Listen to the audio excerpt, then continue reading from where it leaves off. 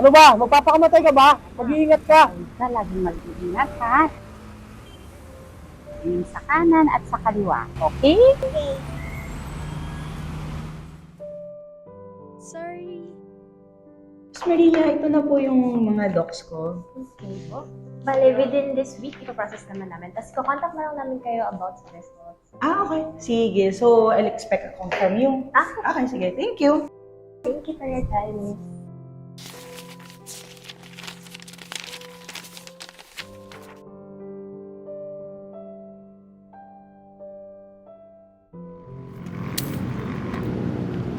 Paano yan?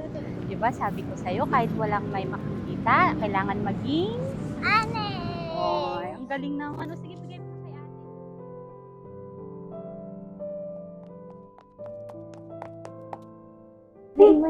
Ay, naiwan ko?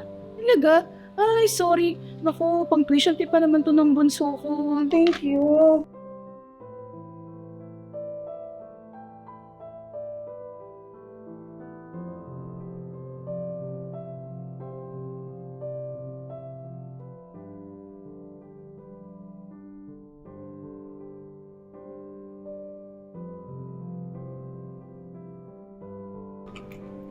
Mami, mas mura po dun, oh.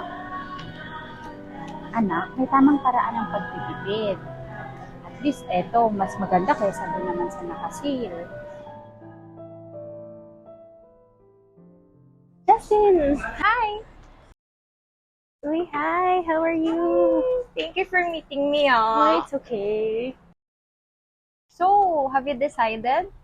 Actually, hindi pa ako sure eh. Pinag-iisipan ko pa siya. Why naman? What's holding you back? Iniisip ko kasi kung mas better kung idadagdag ko na lang siya sa savings ko. I see. Ito kasing memorial property. Mataas ang value appreciation. So maganda siyang investment. But if pre-need naman, it pays to know that your future and your family is secure, right? Siyempre, kailangan Nating maging handa. Lalo na ngayon, may paparating na bagyo. Dapat lagi tayong may stock at mag-prepare para hindi tayo nag-panic.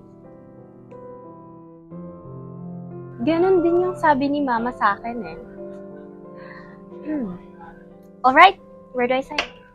Great! So, just fill this out.